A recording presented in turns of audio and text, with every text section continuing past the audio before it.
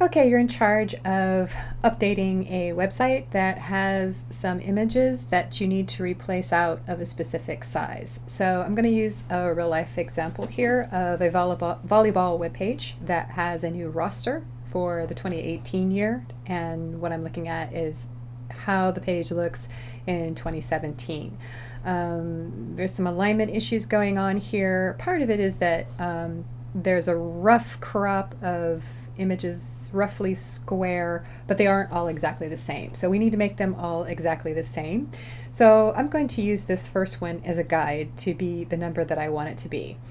Now, one way to do this is, most browsers you can right or control click on the image to get a menu that pops up. I'm using Chrome on a Mac. It tends to work on most browsers though. So I'm going to right click on it and I'm going to say open image in new tab.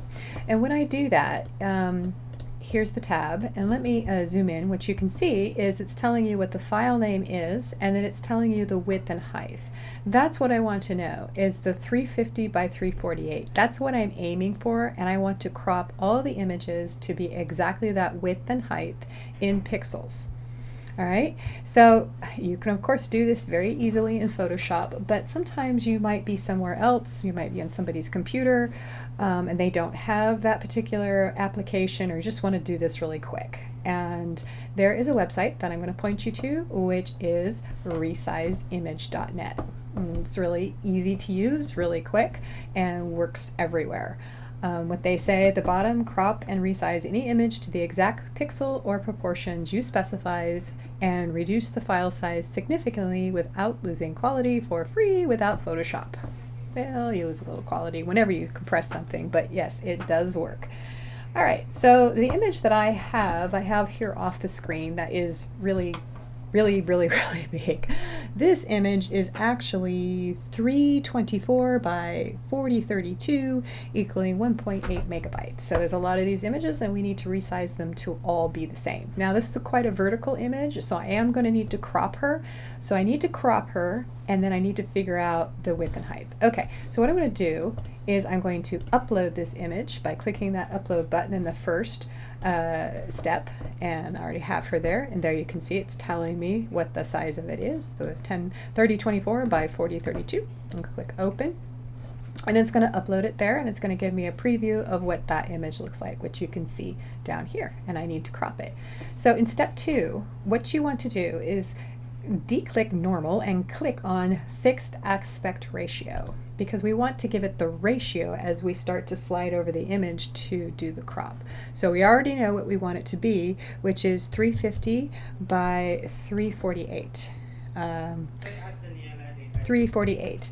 Now note, you're not really changing it to that size, you're doing just the aspect ratio as we start to move over the image and decide where we want that crop to be. Do we want some of that number peeking through or not? But as you can see, as I drag from one side to the left, it's keeping that aspect. It's not, I can't make it a portrait type image if I want to. And then I can click and hold and drag that window around over it.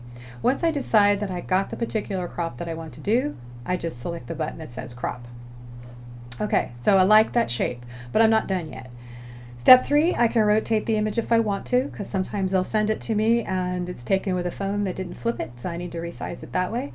In step 4, again, I want to have keep aspect ratio clicked, and in here I need to put those numbers in again, because now I'm actually going to resize this image to those specific sizes.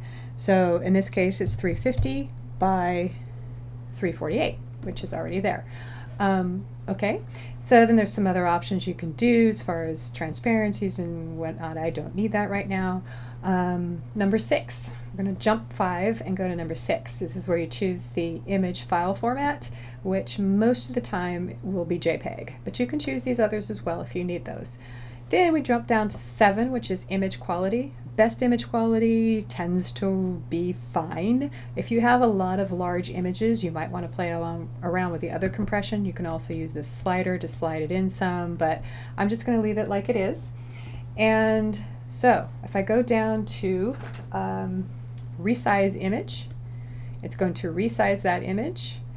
And there's my old image, and here's my new image. So we were at 1.7, 324 by 432, and the new image is 350 by 348, 83.3 kilobytes, and we can download that image. And so when I download it, open it up, and there's my image. So there's my new image, and there was my old image. So saved a lot of time, and it's pretty easy.